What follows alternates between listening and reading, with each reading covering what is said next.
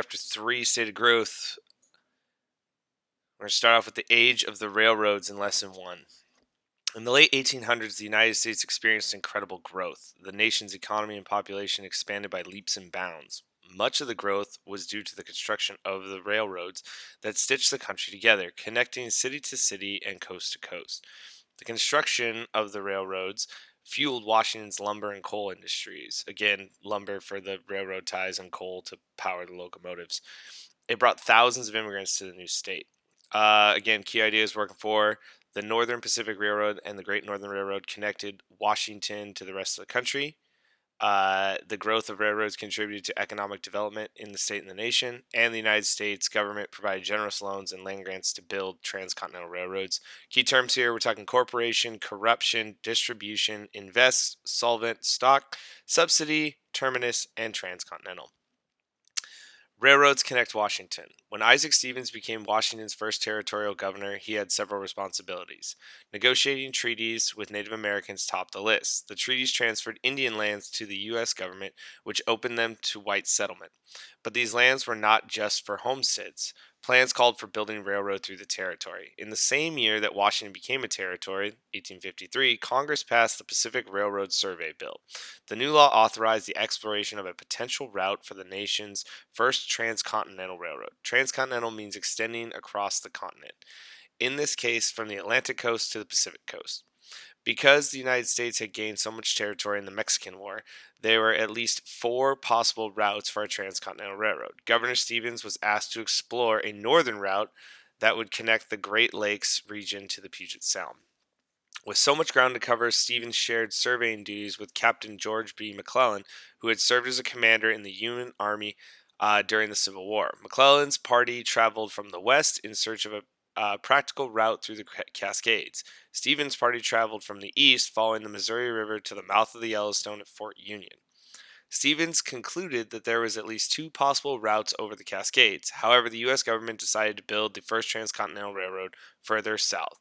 This chosen route started in Omaha, Nebraska, and ran through present-day states of Nebraska, Wyoming, Utah, Nevada, and California. This first transcontinental line was completed in 1869 and eventually stretched from San Francisco to Chicago and on to Eastern Railroad lines that connected to the Atlantic seaboard. Okay, so you can see right here, Omaha, Nebraska. I don't know if you can see my cursor or not. I hope you can. And this line right here that went all the way through Cheyenne, Salt Lake, and then connected out here with Sacramento and Carson City. So pretty cool spot. Like right here, there's a golden spike that's nailed for the completion of the Transcontinental Road. It's actually a really cool spot. It's really out of the way. But if you ever get the chance to go, it's kind of a cool little park. Okay, talking about different rail lines. So the Northern Pacific. Washington was part of the Northern Pacific route that followed after the first transcontinental railroad. Eastern crews began in Carlton, Minnesota, and pushed their way west, while Western crews broke ground in Kalama, Washington, and went north to the Tacoma area before pushing east. The tracks joined in Montana in 1883. Now the journey that once took 3 to 5 months could be made in 5 days or less. Again, big deal. No longer going in the covered wagon through dangerous conditions. You can ride a train. Not the safest, but still safer than having to walk there. An article in the Spokane Falls Chronicle described the excitement surrounding the arrival of the first passenger train in the Northern Pacific. Graham's band struck up a lively tune, and then almost the entire population of town left their homes, stores, shops, and offices and hastened to the depot. At 7:14, the train came into view, and the crowd cheered, the band played, and greetings were extended to those who had come to Spokane by rail. The Northern Pacific was an important corporation. A corporation is a business owned by a group of people who own stock in the company. Additionally, the company can sell stock or shares in the company to the public to raise money that help them finance the business. If the business makes money, so do all the stockholders. No other businesses had greater influence in Washington's settlement and economic development than the Northern Pacific Railroad. Again, one of the things I want to add is if you have any questions, there's a question thread on Microsoft Teams that you can go ahead and click and type in any questions you have, and I'll do my best to answer them as quickly as possible. Economic development. In general, railroads boosted economic development throughout the country because they were connected to so many other industries. Railroad builders needed timber for ties, bridges, stations, tunnels, and fences. Western sawmills filled this need. Railroad construction consumed about 20 to 50% of the annual timber production in the United States, most of it coming from the West. Additionally, the railroads contributed to the growth of coal industry since trains were fueled by coal. It took thousands of tons of coal to run train engines. This encouraged the development of Western coal mines. In other parts of the country, steel boomed as companies produced tracks, wheels, and train cars. The transportation network. Once established, the railroads provided a transportation network that moved people and products from coast to coast. This new method of distribution to supply goods in stores and businesses in many places was fast and inexpensive. Farmers, ranchers used the railroads to move their crops and livestock to market in the Midwest and the East. Coal companies relied on the railroads to get the machinery and the tools they needed from manufacturers in the East to delivery of coal and markets in the cities. Lumber companies used the railroads to ship their products around the country. Steel companies depend on the railroads to bring iron ore, coal, coke, and limestone to their steel mills. The railroads made trade with foreign countries easier. Products reached the seaports more quickly and then were sent to markets in Europe and Asia. Again, you can see on the map, you have all the different major rail lines that cut through and across the country. So you can see that we eventually become pretty interconnected. Funding the railroads. Railroad construction was expensive undertaking that required lots of land, money, and workers. It was clear that funding from either a large wealthy company or the national government was needed. There were deep gullies, raging rivers, thick forests, and steep mountains to cross. Land had to be cleared, bridges built, tunnels blasted. Railroad companies needed wagons to deliver steel rails, lumber, and supplies to construction sites. They would have to hire thousands of workers. There would be a different kind of cost. Laying tracks across the region violated rights the sovereign Indian nations had reserved in treaties. It required an ongoing invasion of native communities. In a desire for westward expansion, Americans ignored these human costs. To them, the Indians were just in the way.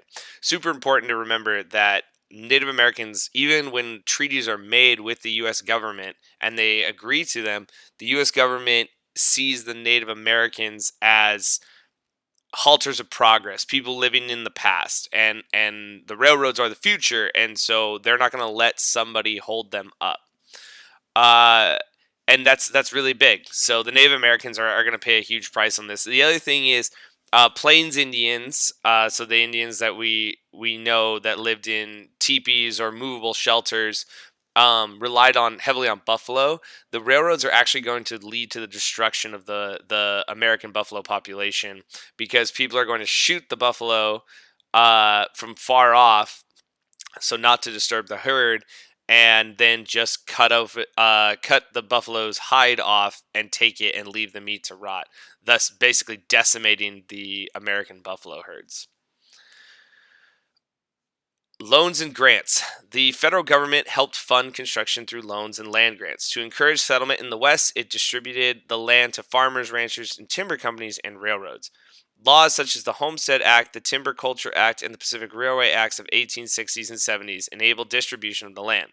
The Pacific Railroad Act of 1862 provided federal subsidies for companies, mainly the Union Pacific and Central Pacific, to construct the first transcontinental railroad. A subsidy is a sum of money or land granted to the government to assist in industry.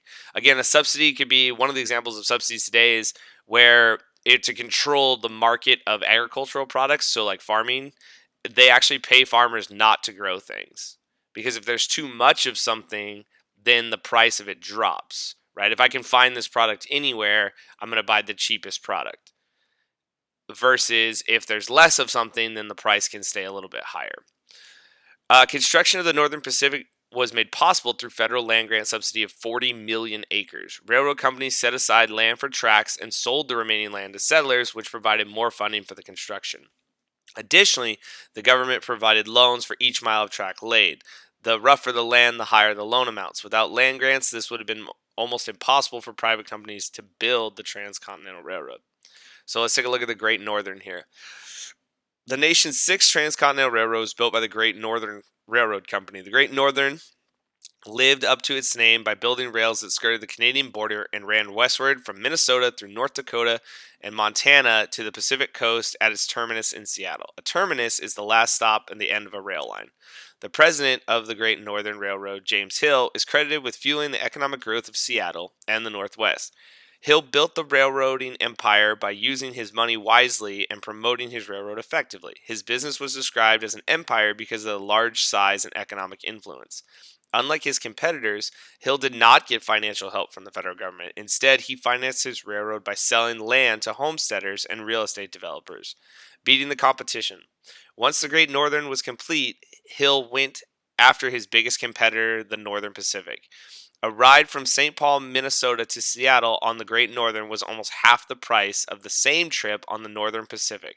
Freight charges, so fees for shipping goods and other materials, were also less expensive. Such pricing policies helped fuel the growth of one of Washington's most significant industries, timber.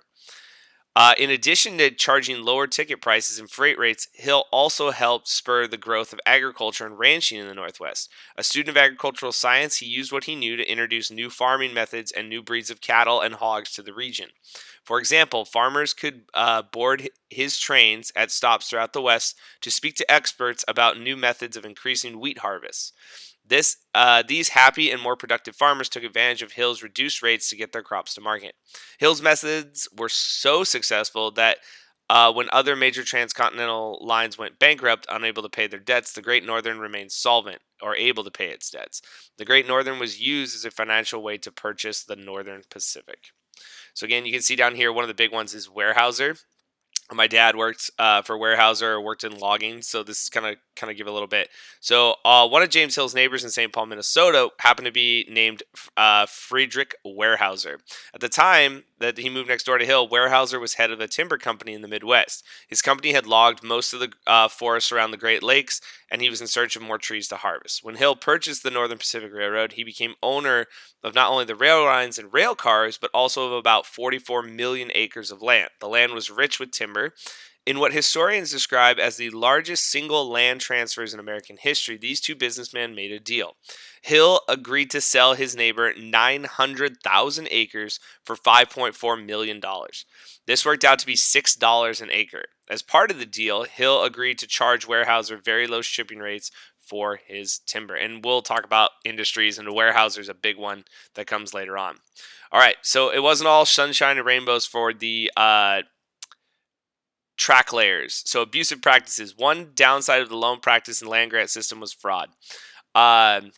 Loan practices and land grants were prone to fraud and corruption. Fraud is the use of dishonest methods to cheat someone. Corruption is illegal or dishonest behavior by those in power, such as government officials or business owners. For example, politicians took bribes to support laws that favorable to the railroads. Corrupt railroad owners often lied about their expenses in order to get larger loans. Sometimes they offered stock in their company that was worth far less than the price paid for it. Finding labor. So again, we talked about this, right? Like building the railroads is going to take a lot of people.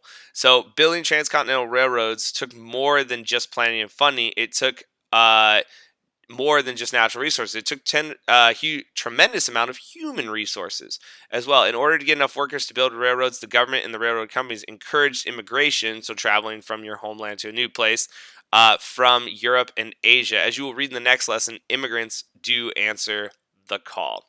So go ahead and answer questions 1 through 5 on a Word document, and then submit them under the assignment tab in Microsoft Teams. Have a wonderful day, guys. I hope you enjoyed